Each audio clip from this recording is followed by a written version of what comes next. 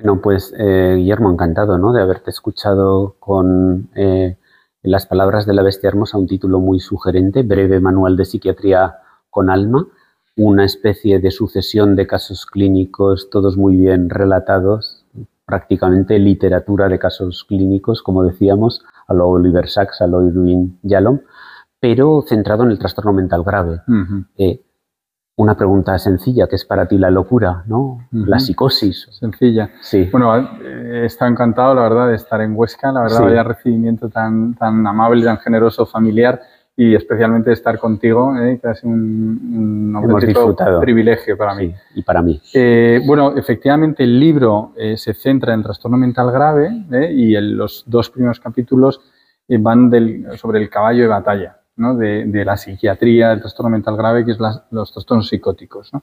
Entonces, bueno, pues en el debate también hemos abordado este tema, ¿no?, de que la idea es que la psicosis es la alteración, el trastorno de la representación de la realidad, es decir, que es la patología que hace referencia a algo que es nuclearmente humano, que es la capacidad de simbolizar, de representar la realidad, ¿no? Es decir, básicamente lo que nos diferencia de otros animales no es tanto que seamos más racionales, sino que nosotros somos capaces no de tener una relación directa e inmediata con la realidad, sino de, gracias a nuestra memoria y a nuestra capacidad de predicción, representar la realidad, ¿no? Entonces, cuando esa representación de la realidad se hace no compartible con los demás o que no tiene capacidad predictiva, pues entonces, claro, aparece una experiencia muy anómala, que lo hablábamos, que ese estado como de perplejidad, de extrañeza que tiene el paciente psicótico cuando tiene el brote y desarrolla luego el delirio para tratar de ponerle orden, ¿no? Una especie de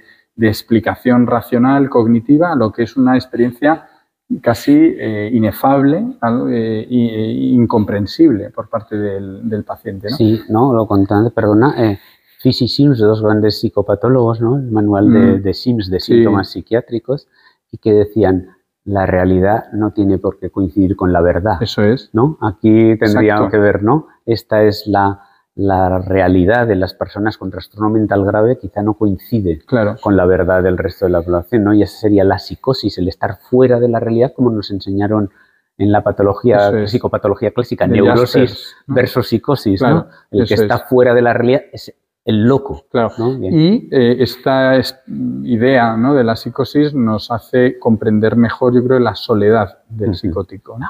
Porque, claro, tiene un relato de la realidad que no es compartible, ¿no?, con los demás. Que cuando lo cuenta, los demás le dicen: no es verdad, no, es que estás loco, o le descalifican o le insultan, ¿no? Entonces, la soledad podemos empatizar más, ¿no?, con el doble sufrimiento de tener un trastorno. Sí, que él termine callando, ¿verdad?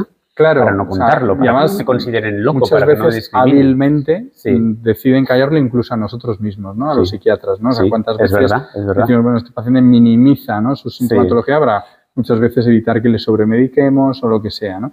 Entonces, yo creo que es interesante reflexionar sobre la soledad del paciente que tiene un trastorno psicótico, ¿no? Que ya tienen varios hándicaps, ¿no? Tienen la enfermedad, tienen esa soledad, esa dificultad para compartir, esa falta de apoyo social. Y luego finalmente tienen el estigma, ¿no? El estigma social, que es contra lo que tratamos de luchar todos, y que este libro tiene como finalidad el humanizar a tanto al paciente con enfermedad mental como también a los que tratamos de ayudarle, que somos los psiquiatras y que somos seres humanos, ¿no? También igual que ellos, ¿no? Sí, esos son los dos primeros capítulos del libro: la psicosis, el trastorno paranoide, el trastorno delirante.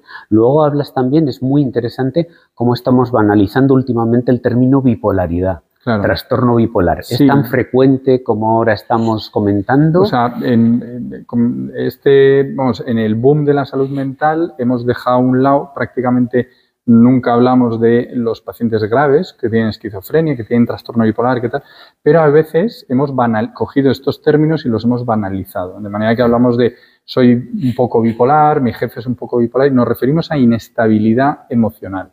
Es decir, gente que, bueno, pues a la mínima adversidad se viene abajo, que de repente se come el mundo, pero luego se desinfla. Eso lo que hace referencia es a rasgos de carácter. El trastorno bipolar cursa con periodos prolongados e intensos de depresión y de hipomanía y de manía, y realmente es una enfermedad que tiene un impacto muy negativo en la funcionalidad, en la calidad de vida del paciente, y que no hay que banalizar.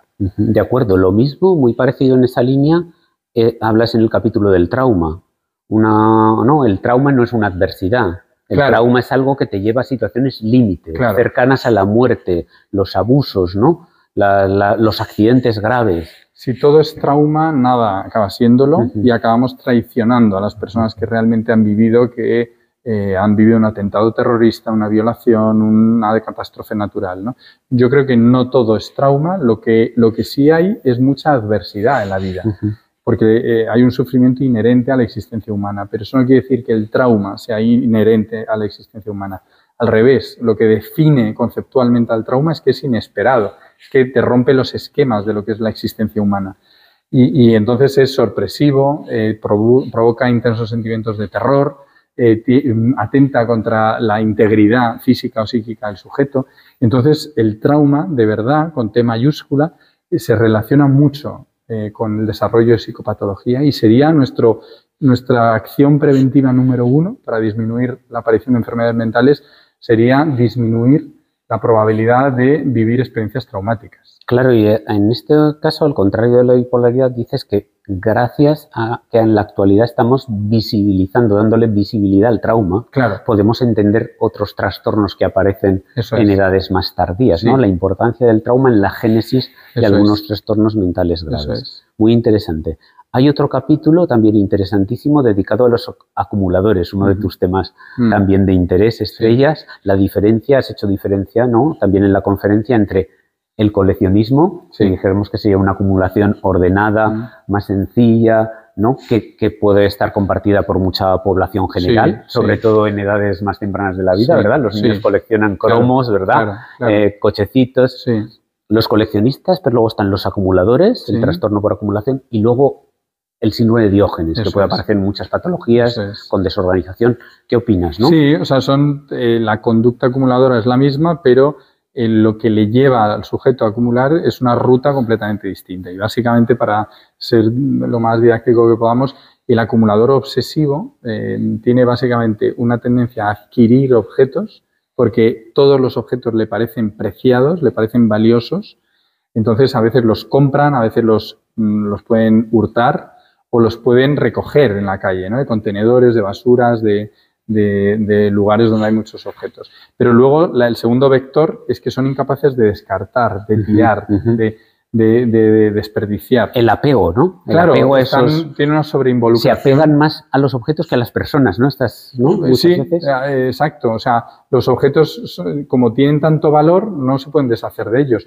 Y a veces hay una sobreinvolucración emocional. Es como, no lo puedo tirar porque sería como un atentado contra mi propia vida o contra alguna persona que era la dueña de estos objetos, ¿no? Entonces, si el paciente adquiere mucho y no tira, pues acaba acumulando. Pero hay que diferenciarlo esto del síndrome de Diógenes, que normalmente, de manera banalizada, la persona que no conoce estas cosas dice todo es Diógenes. No. O sea, el Diógenes es una acumulación muy desordenada. Muy grave. Muy grave. Una negligencia también. Negligencia en los cuidados. En el autocuidado. Rechazo de la atención. Rechazo a veces incluso de la comida. De los cuidados médicos. Y el paciente recoge esos objetos, a veces inservibles, a veces basura, a veces animales muertos. El síndrome de Noé, ¿no? Que se asocia con el de Diógenes. Exactamente, esa variante.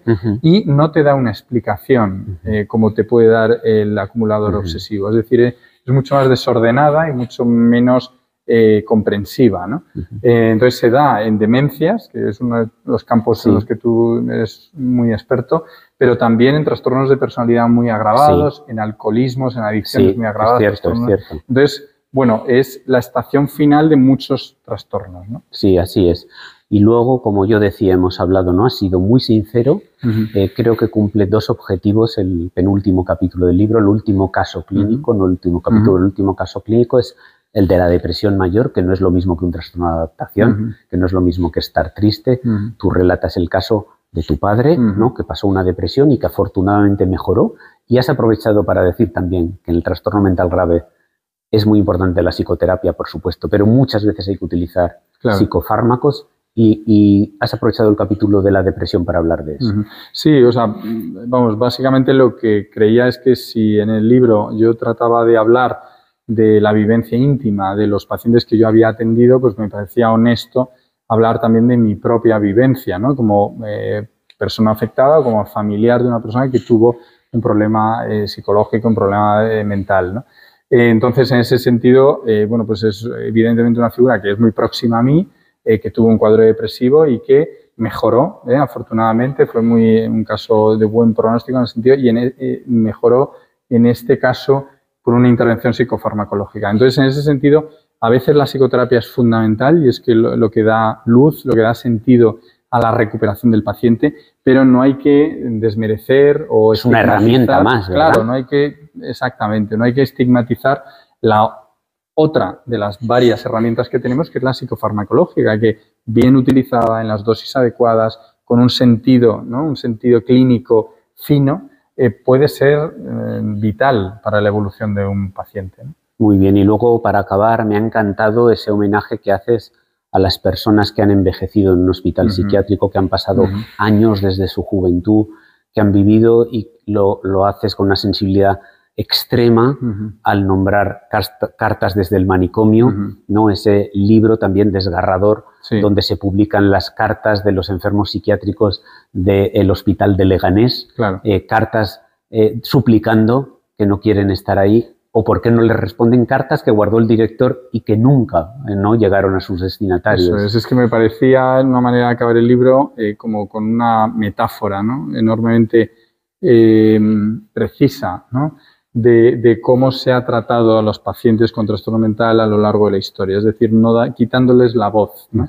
Entonces, bueno, me parecía que era una manera de acabar, porque no podemos seguir funcionando así. Afortunadamente, yo creo que hemos cambiado, estamos cambiando, y se trata de darles más voz, de darles más protagonismo, de acercarnos con más empatía, con más comprensión y, sobre todo, tratándoles con dignidad, ¿no? Que es lo que siempre han necesitado, ¿no? En el momento en el que se ven poseídos de esa dignidad, la evolución suele ser mejor también. Sí, pero ha sido muy bonito, ¿no? Porque al final has dado un mensaje positivo. ¿Crees que vamos a acabar por domesticar a la bestia? Sí. ¿Tú qué opinas? Bueno, ha habido una pregunta, ¿no? En este diálogo en Huesca, ¿no? De una última pregunta, ¿no? De este chico que había dicho, bueno, ¿crees que va a haber luz y tal? Y sinceramente yo creo que sí. Ha habido revoluciones en otras especialidades de la medicina, en neurología, en oncología.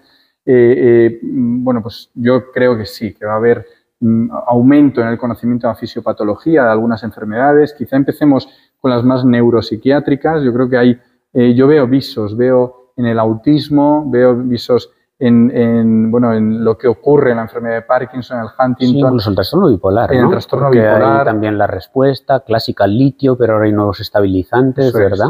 Cada vez la gente se mantiene más tiempo estable. Y sobre todo con investigadores que sepan manejarse en las 3 dimensiones. También en lo genético has hablado, ¿no? Lo de biológico, la genética, lo genético, que es enormemente importante, como no, pero luego también que vean esa interacción, ¿no? Tan compleja entre la vulnerabilidad biológica y los acontecimientos vitales, ¿no? Entonces, bueno, yo creo que tirar la toalla en esa batalla sería desesperanzador para los pacientes y las familias. O sea, hay que empujar todo lo que podamos como sociedad, y yo creo que sí, que lo vamos a conseguir, no curar los trastornos mentales, pero conocerlos mejor y poner remedios, ¿no? Para que no sean tan destructivos en la vida de los pacientes, ¿no?